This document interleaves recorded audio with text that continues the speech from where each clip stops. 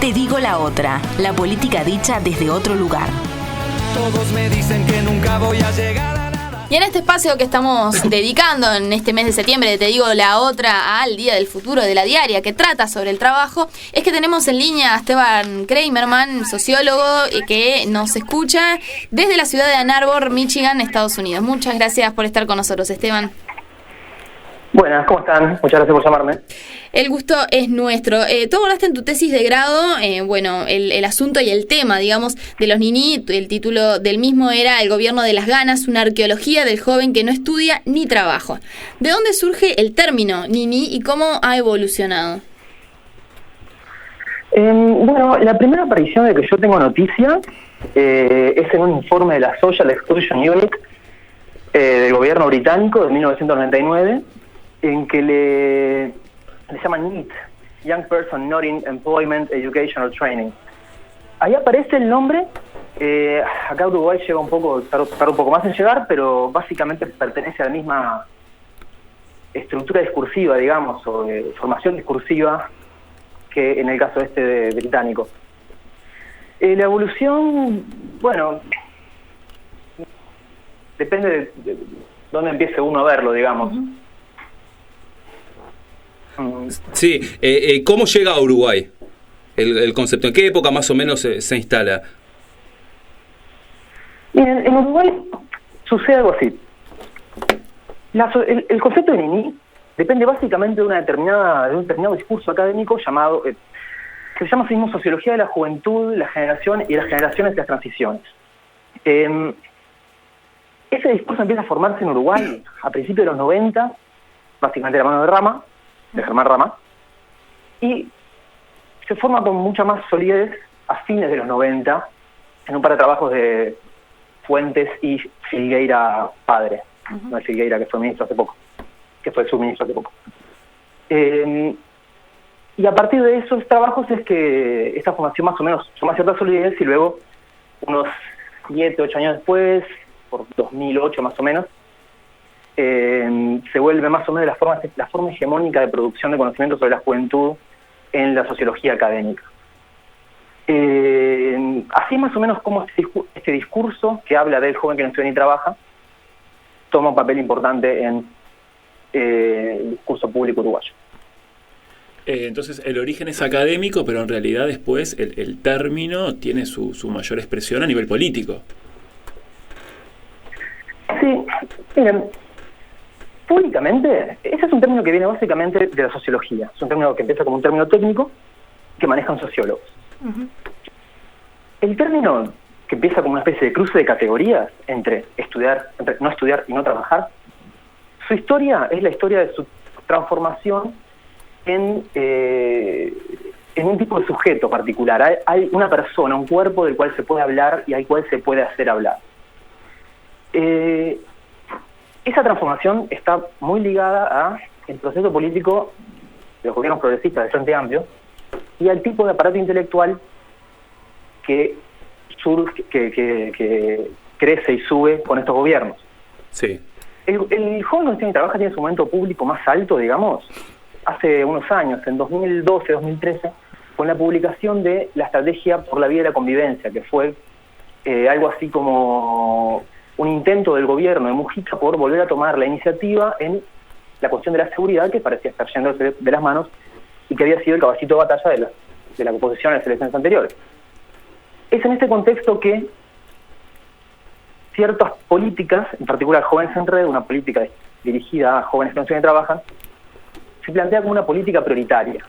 Se plantea como prioritaria en el Plan 7 Zonas, que es una apuesta de integración interinstitucional que funcionaba como la apuesta en territorio de la Estrategia por la Vida y la Convivencia.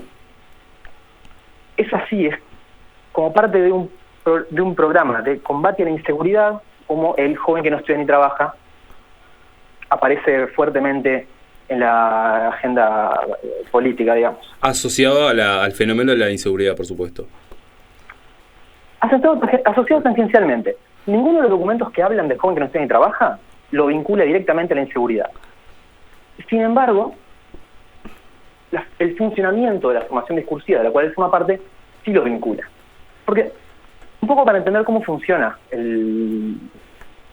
el hablar del joven que no estudia ni trabaja en Uruguay hay que entender un poco cómo funciona el discurso de la inseguridad y cómo se relaciona con ese discurso el discurso de las ciencias sociales gubernamentales, por así decir.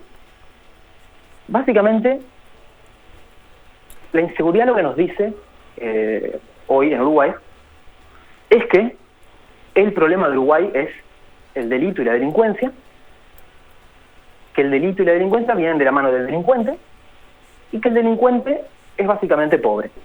Sí. Lo que hacen las ciencias sociales gubernamentales que se encuentran con este discurso en la estrategia por la vía de la convivencia, es decir,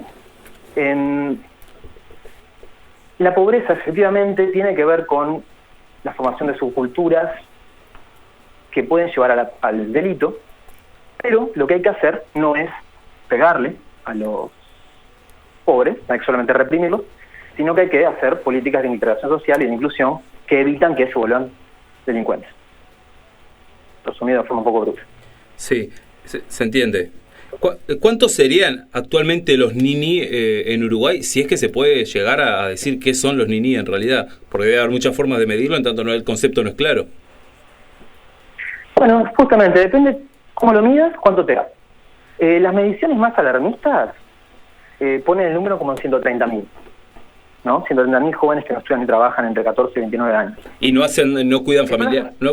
¿Qué implicaría esa visión tan alarmista? ¿Qué entra ahí? Bueno, básicamente, claro, ¿qué entra ahí? El número baja a 90.000 si yo saco a personas que no estudian ni trabajan ni buscan trabajo, pero se ocupan de las tareas del hogar. Y esos son básicamente madres adolescentes. Bien. Y ahí se baja a 90.000. ¿Cuál es el rango de edad sobre el cual se basa este dato? En general entre 14 y 29. Hay leves variaciones, pero 14 y 29. Esa es la franja etaria más o menos. Bien, llegamos a 90.000 entonces si no consideramos a las muchachas que trabajan en el hogar. Sí, que básicamente son madres adolescentes. Eso también es importante porque uno podría preguntarse por qué les incluyeron allí. Digamos, no es la misma problemática que presumiblemente sea en nosotros. Claro. Ahora, me quedan 90.000 y sin embargo me baja a 45.000 si quito a los jóvenes que no estudian ni trabajan pero buscan trabajo. Entonces me quedan 45.000 que no estudian, no trabajan ni buscan trabajo. 45.000 hay que ajustar porque también depende mucho qué base de datos tomes. Si en el censo hay menos que son menos que en la cuenta continua de hogares, una cosa por el estilo.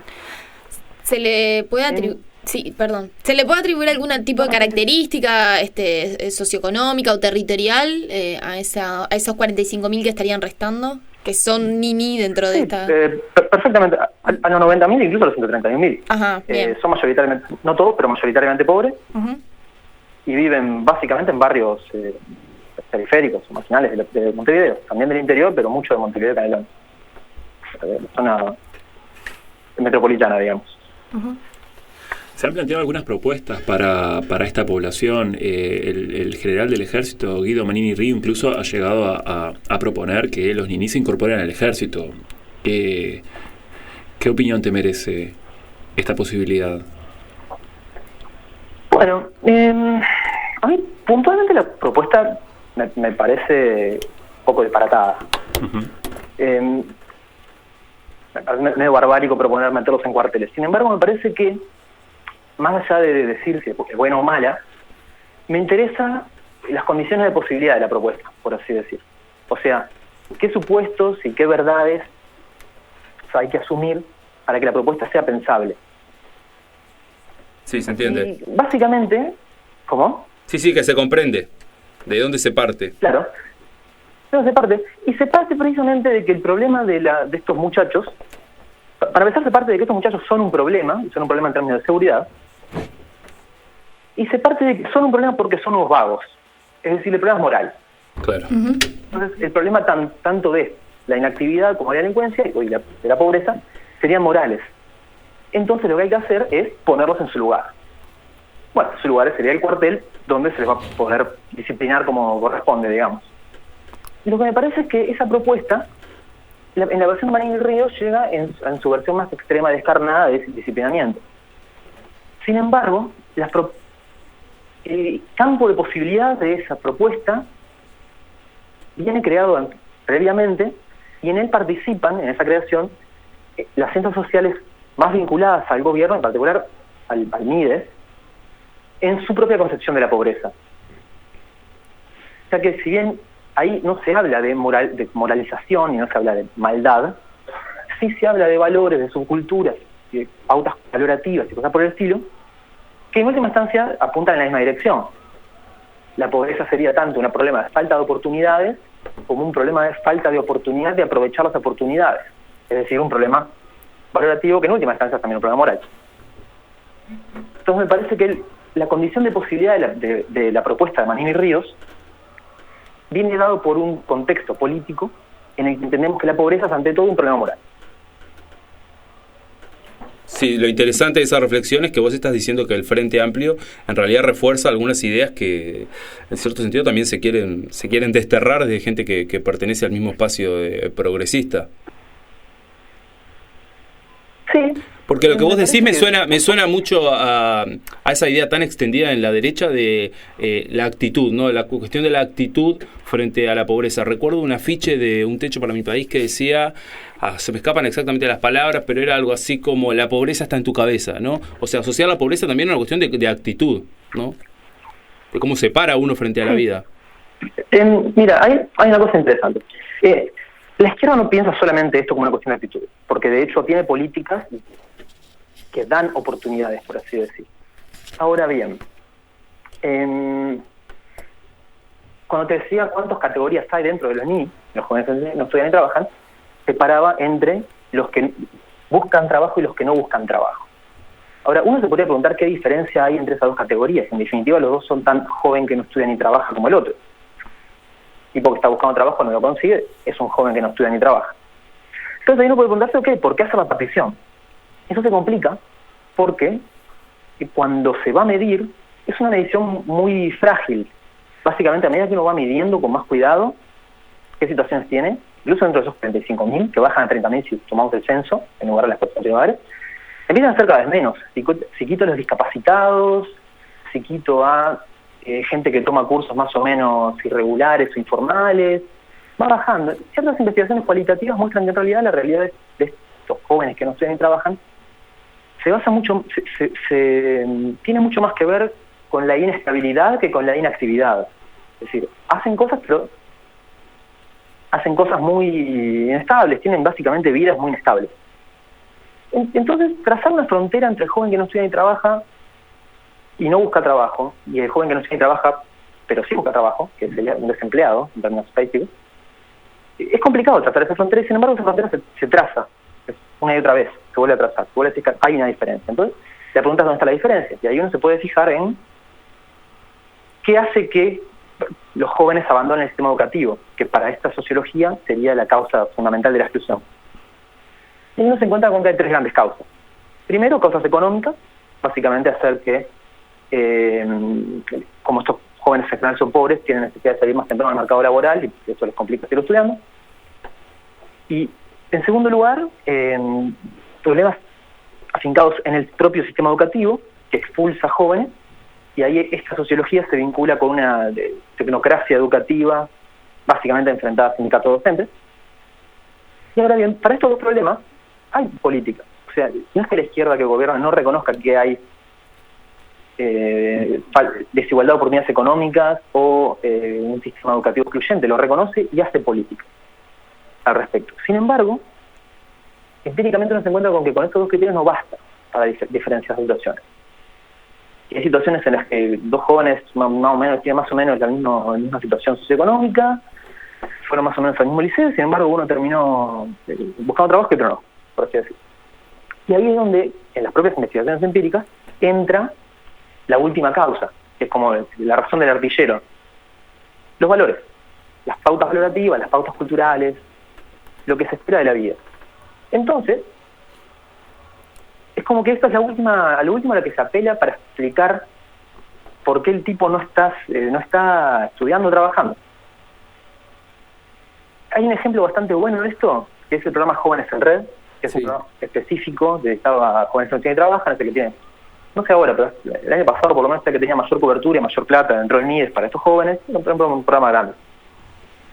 Y era interesante porque el programa trabajaba con las instituciones a las cuales se quería vincular el joven, trabajaba con el sistema educativo, trabajaba con el mercado de trabajo, trabajaba en cambiar la estructura de oportunidades del joven, pero la mayor parte del trabajo estaba dada en trabajar con la cabeza del joven, con convencerlo de que participara, con convencerlo de que hiciera cosas.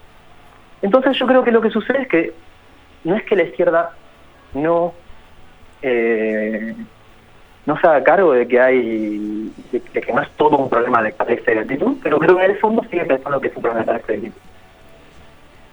Bien, Esteban, te agradecemos estos minutos en Te digo la otra. Bueno, muchas gracias a ustedes. Hasta luego.